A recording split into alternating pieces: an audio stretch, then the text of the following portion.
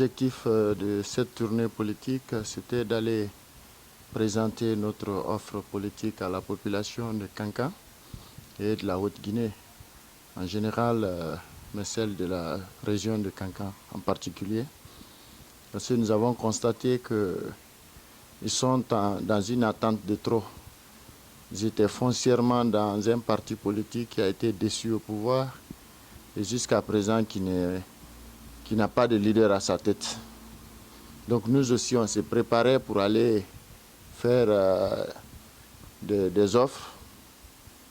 Et Dieu merci, nous avons consulté la population, nous avons salué les sages de la ville, la jeunesse, les femmes, en général toute la population, et les offrir un nouveau projet politique. Et aujourd'hui, nous sommes très enchantés. Et on peut vous dire qu'aujourd'hui, à 80%, la Haute-Guinée commence à être acquise pour la cause du parti Guide. Donc on attend maintenant un retour triomphal pour aller peut-être annoncer le baptême et donner le nom du prochain candidat de la Haute-Guinée.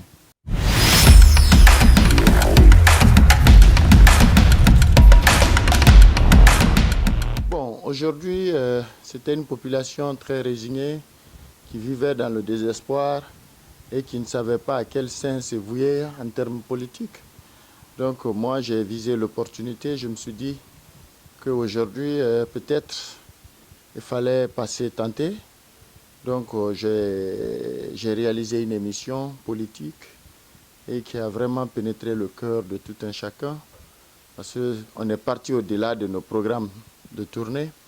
Il y a d'autres villages, ils ont participé, ils ont suivi l'émission, ils nous ont invités et d'autres nous ont dit que depuis l'indépendance jusqu'à maintenant, ils ne nous avaient jamais entendu de telles propositions, ils n'avaient jamais vu de telles interventions politiques. Et donc certains, ils étaient fervents dans d'autres formations politiques, mais ils nous ont quand même appelés et dire qu'à partir de notre présence en Haute-Guinée, ils sont foncièrement et ils sont prêts à mourir pour la cause du parti Guide. Donc ça nous a donné beaucoup d'espoir. Parce qu'aujourd'hui, on les a demandé aussi que ce qui est entre le parti Guide et le pouvoir, c'est les autorités de la transition.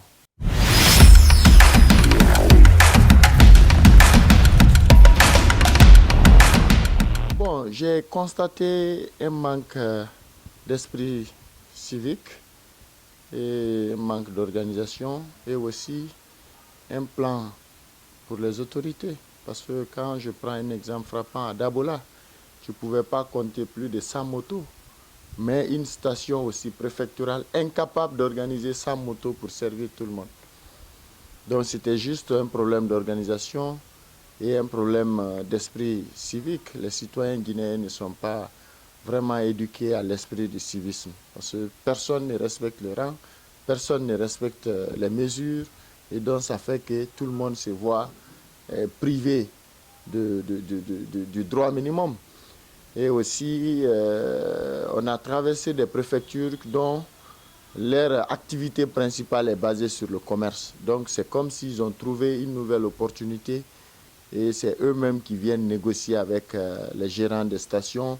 La nuit, tu vois des milliers de bidons, on remplisse et ils disent qu'ils envoient ça des autres pays voisins. Pourtant c'est faux, c'est en connivence avec les gestionnaires des stations afin de pouvoir aussi doubler ou tripler les prix. Parce que tout le problème, c'est le Guinéen. Le Guinéen n'est pas habitué à la sincérité. Donc même ceux qui sont à l'intérieur, tout le monde fait ça d'un deal, pensant que bon, je peux avoir de l'argent. Et personne ne pense à l'épreuve du moment. Donc d'autres ne pensent qu'à leur propre intérêt maintenant là. Et parce que tu peux voir, dans une préfecture, il y a plus de 10 stations. Bon, tu ne trouves pas de carburant dans les stations. Mais quand tu vas dans les quartiers, même si tu as besoin de 50 litres, tu peux trouver en raison de 40 000, 50 000.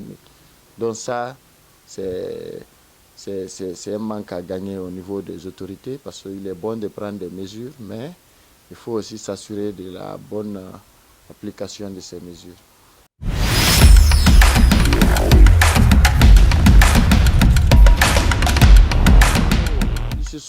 Ils ont été lésés parce que c'était trop être limité dans les réflexions afin de fermer l'école. la manière dont on a pu trouver une solution pour l'ensemble des populations, je crois que les élèves ne sont qu'un échantillon.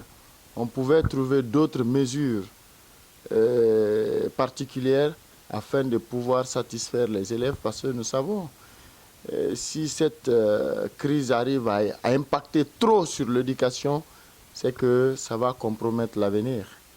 Parce que chaque année, depuis 7 ans maintenant en Guinée, chaque année, le système normal de l'éducation est perturbé par autre chose. Donc je crois que nous devons vraiment prendre l'éducation au sérieux. Il faut une grande réflexion. Il faut même se questionner sur le leadership à la tête de ces secteurs éducatifs.